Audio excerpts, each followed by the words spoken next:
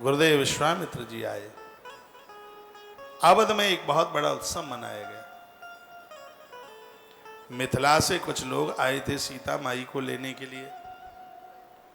जब शादी होती है तो उसको लेने के लिए उसके भाई भतीजे 8, 7, 10 दिन के बाद लेने को आते हैं। उसको कहते हैं दशमी चलना, दसई बोलते हैं उसको। कहीं आप समझ रहे हैं हमारी भाषा? होता है ना ऐसा कुछ। तो वही प्रोग्राम था, सत्यनारायण भगवान की कथा का आयोजन हुआ था, हवन यज्ञ हो रहा था। सीता माई को लेबुआ आए लेने के लिए, लेने को आते हैं उनको लेबुआ बोलते हैं। हाँ, तो मिथिला से आए थे। सो महाराज दशरथ ने उन लोगों को कहा, जब से ये आए हाथी घोड़े, ये तो कुछ खाते पीते ही नहीं। महाराज जनक को सूचना भेजी। जनक राजा की आंख में आंसू आ गए।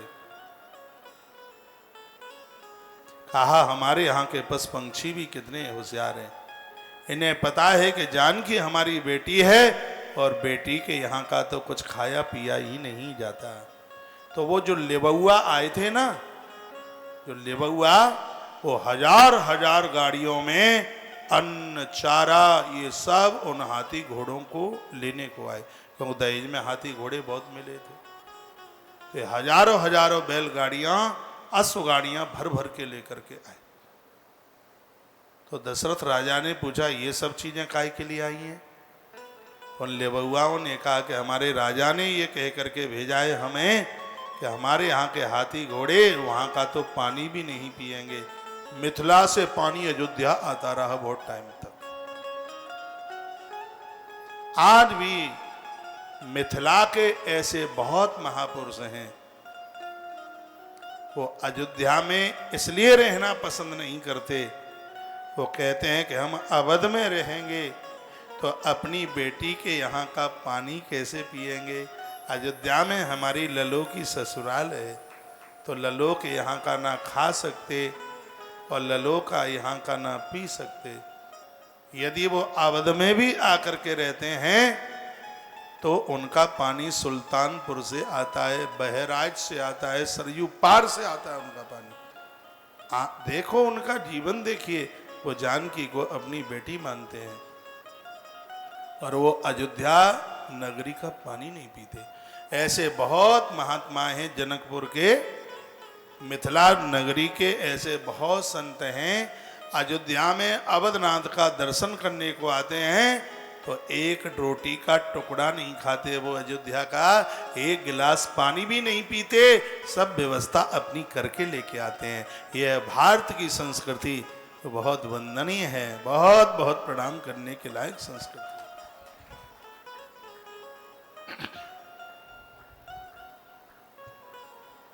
कथा में बोर तो नहीं हो रहे हैं आप?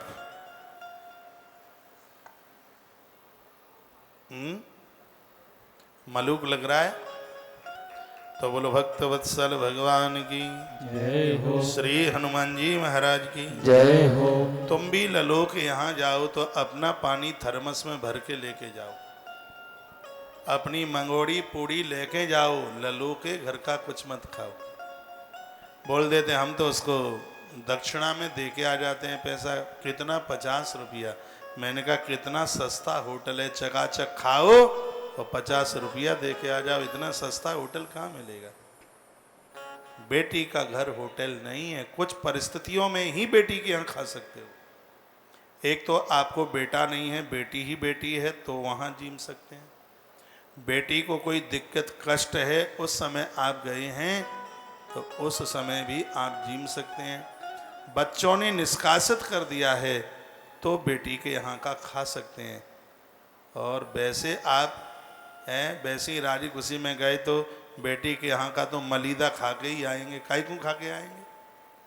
फिर इस नियम का पालन कीजिए। जो हमारे ग्रंथों ने जो बातें कही हैं वो मानने के लायक हैं, उन्हें जरूर मानिए। ये आजकल बेटियां बड़ी जोर देती हैं, अब पापा यहाँ नहीं खाओगे तो हमें और भैया में तुम अंतर समझते हो। तो इतना तो अंतर है। क्या अंतर है कि बेटा बहुत छोटा है, बेटी बहुत पूज्य है, भगवान से ज़्यादा भी पूज्य है। बेटे के पाँव नहीं छुए जाते, बेटी के चरण छुए जाते हैं। तो ये बेटियां क्यों कहती है कि हमें अंतर समझते हो? अंतर समझना ही पड़ेगा।